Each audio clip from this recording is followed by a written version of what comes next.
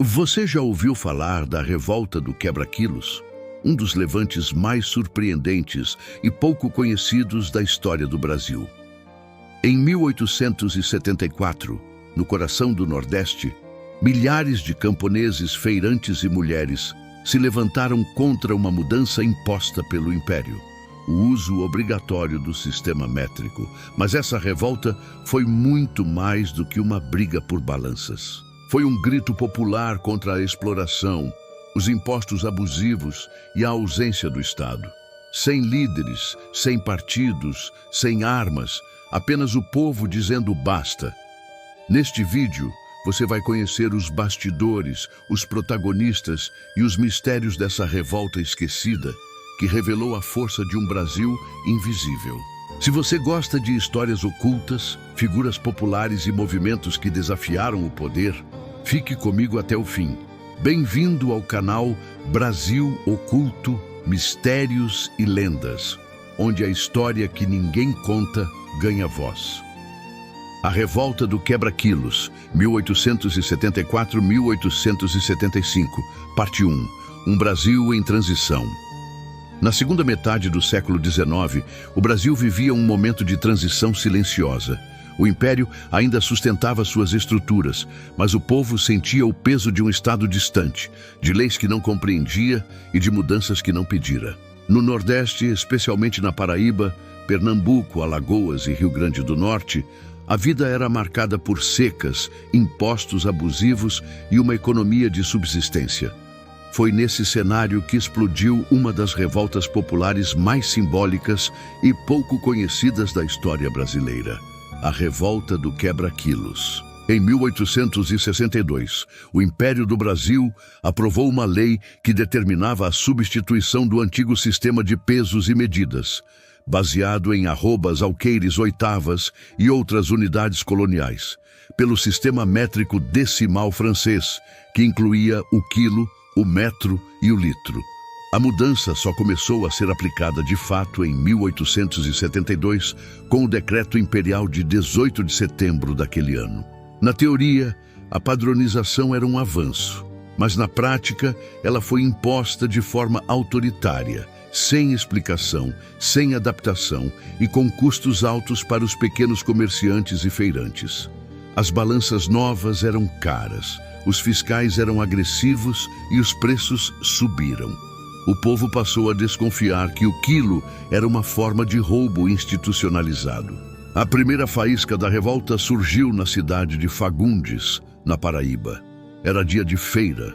Comerciantes começaram a usar as novas balanças com medidas em quilos. A população, revoltada com os preços e sem entender o novo sistema, reagiu. Aos gritos de "quebra os quilos", multidões invadiram barracas, destruíram balanças e queimaram documentos fiscais. O movimento se espalhou rapidamente. Em poucos dias, outras cidades da Paraíba aderiram: Ingá, Campina Grande, Areia, Alagoa Nova. A revolta não tinha líderes formais, nem organização centralizada. Era um levante espontâneo, popular, movido por indignação e desinformação. Em poucas semanas, a revolta ultrapassou as fronteiras da Paraíba.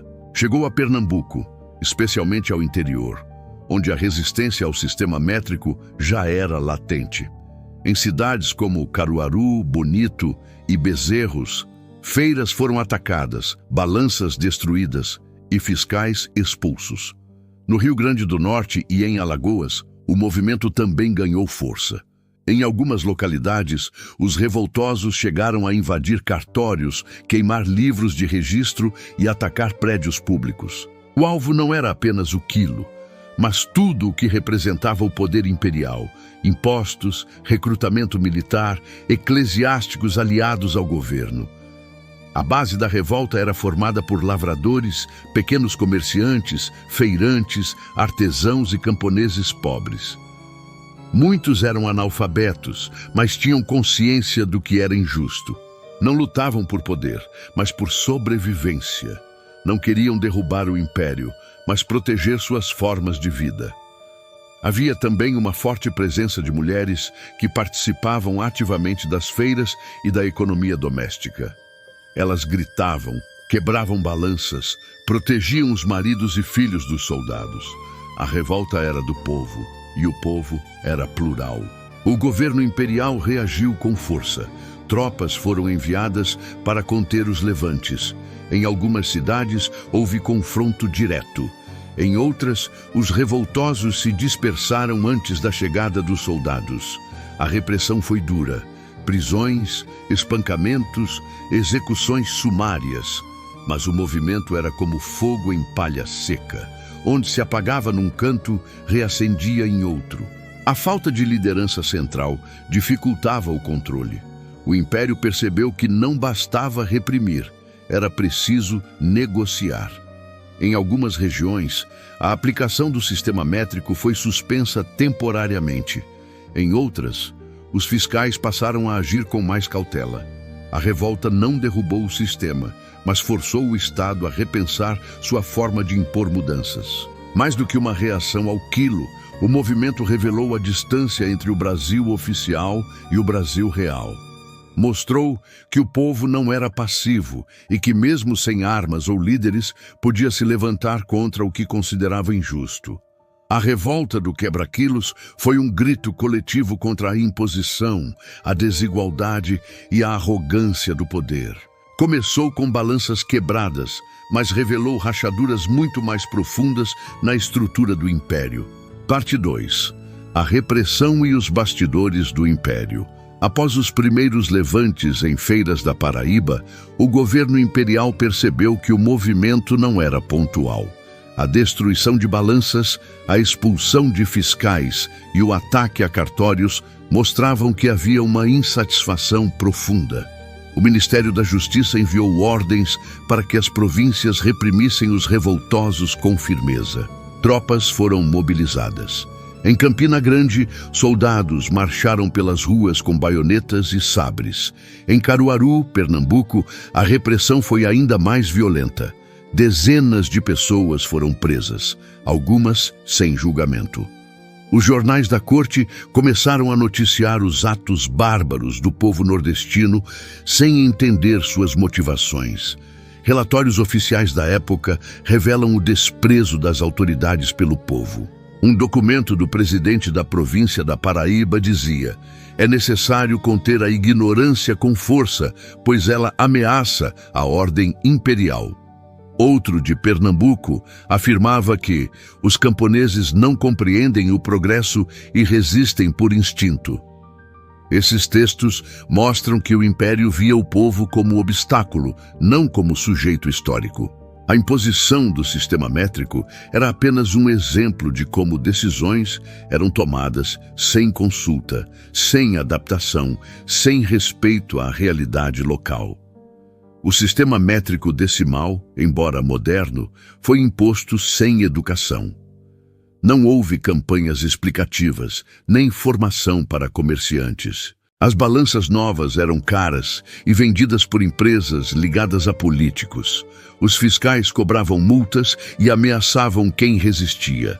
O povo, sem entender o novo sistema, via o quilo como símbolo de exploração. Os preços subiram, os produtos pareciam menores e a desconfiança cresceu. A revolta não era contra o quilo em si, mas contra o modo como ele foi introduzido. Em muitas cidades, os camponeses se organizaram para impedir a entrada de fiscais. Criavam barricadas nas estradas, espalhavam rumores, escondiam balanças. Em algumas localidades, como Ingá e Bonito, houve enfrentamentos diretos. Os revoltosos usavam paus, pedras e ferramentas agrícolas. A resistência era espontânea, mas eficaz. O Império não conseguia controlar todas as áreas ao mesmo tempo. A falta de comunicação entre as províncias dificultava a repressão coordenada. O povo conhecia o terreno, os caminhos, os esconderijos. A revolta do quebra-quilos teve epicentro no Agreste e no sertão nordestino. Cidades como Campina Grande, Caruaru, Areia, Bonito, Bezerros, Ingá e Alagoa Nova foram palco de levantes. Mas também houve ações em vilarejos menores, onde a presença do Estado era quase nula. A geografia favorecia a resistência. As estradas eram precárias, os rios dificultavam o deslocamento de tropas e as comunidades eram coesas. O povo se comunicava por boatos, cantigas, cartas e encontros nas feiras. A revolta se espalhava como fogo em capim seco. Parte 3. Título: O povo contra o império. Com o avanço da repressão, o movimento se radicalizou. Em algumas cidades, os revoltosos passaram a atacar prédios públicos, igrejas aliadas ao governo e casas de fiscais. Em Campina Grande, um grupo invadiu o cartório e queimou livros de registro. Em Bonito, destruíram a sede da coletoria. Esses atos não eram planejados, mas expressavam a revolta acumulada. O povo não via diferença entre o quilo, o imposto, o padre e o soldado. Todos representavam o poder distante e opressor. A revolta se tornava política, mesmo sem discurso formal. As mulheres tiveram papel central na revolta do quebra-quilos. Participavam das feiras, organizavam os protestos, protegiam os filhos e maridos. Em Ingá, relatos falam de mulheres que enfrentaram soldados com pedras e gritos. Em Caruaru, lideraram marchas contra os fiscais. Elas também eram guardiãs da memória. Cantavam sobre os levantes, contavam histórias, transmitiam saberes. A revolta era também feminina, e sua força vinha da vida cotidiana, da luta pela sobrevivência, da defesa da comunidade. Um dos aspectos mais marcantes da revolta do quebra-quilos foi a ausência de líderes. Não havia chefes, partidos, manifestos. Era um movimento horizontal, espontâneo, popular. Isso dificultava a repressão, pois não havia quem prender, quem negociar, quem cooptar. O Império tentou identificar agitadores, mas não encontrou. O povo se movia por indignação, não por ideologia. Era uma revolta contra o modo de vida imposto, contra a arrogância do poder, contra a exclusão. A revolta afetou o comércio local. Feiras foram suspensas, produtos encareceram, comerciantes fugiram. Mas também gerou solidariedade. Comunidades se ajudavam, trocavam alimentos, protegiam uns aos outros. A economia informal cresceu e o povo mostrou capacidade de organização. O sistema métrico foi parcialmente suspenso em algumas regiões. Os fiscais passaram a agir com mais cautela. O Império percebeu que não podia impor mudanças sem diálogo, sem respeito, sem adaptação. Após o fim da revolta, o Império tentou apagar sua memória. Os jornais pararam de noticiar, os documentos foram arquivados, os relatos foram silenciados. A revolta do quebra-quilos não entrou nos livros de história, não foi ensinada nas escolas, não virou símbolo nacional. Mas o povo não esqueceu. Nas feiras, nas cantigas, nas conversas, a memória persistia. A revolta virou lenda, virou exemplo, virou resistência. Era lembrada como o dia em que o povo disse não ao poder. A revolta do quebra-quilos ensinou muito. Mostrou que o povo sabe se organizar, que a imposição gera reação, que a educação é essencial para mudanças. Mostrou que o Brasil real é diferente do Brasil oficial e que a história precisa ser contada por quem viveu. A pedagogia da resistência está nas ações, nas palavras, nos gestos. Está na mulher que protege o filho, no homem que quebra a balança, na criança que pergunta por quê. Está na luta por dignidade. Hoje, os herdeiros da revolta do quebra-quilos são os movimentos populares, os educadores comunitários, os camponeses organizados. São aqueles que lutam por terra, por saber, por respeito. São aqueles que dizem não à injustiça, mesmo sem armas, mesmo sem líderes. A revolta vive em cada feira, em cada comunidade, em cada gesto de resistência. É parte da história do Brasil, mesmo que o Brasil oficial tente esquecer. A revolta do quebra-quilos não mudou o sistema métrico, mas mudou a relação entre povo e poder. Mostrou que o Brasil profundo tem voz, tem força, tem história. Mostrou que o povo não é passivo e que a resistência pode surgir onde menos se espera. O legado da revolta está na consciência popular, na organização comunitária, na luta por direitos, está na memória oral, nos relatos esquecidos, nas feiras que ainda resistem.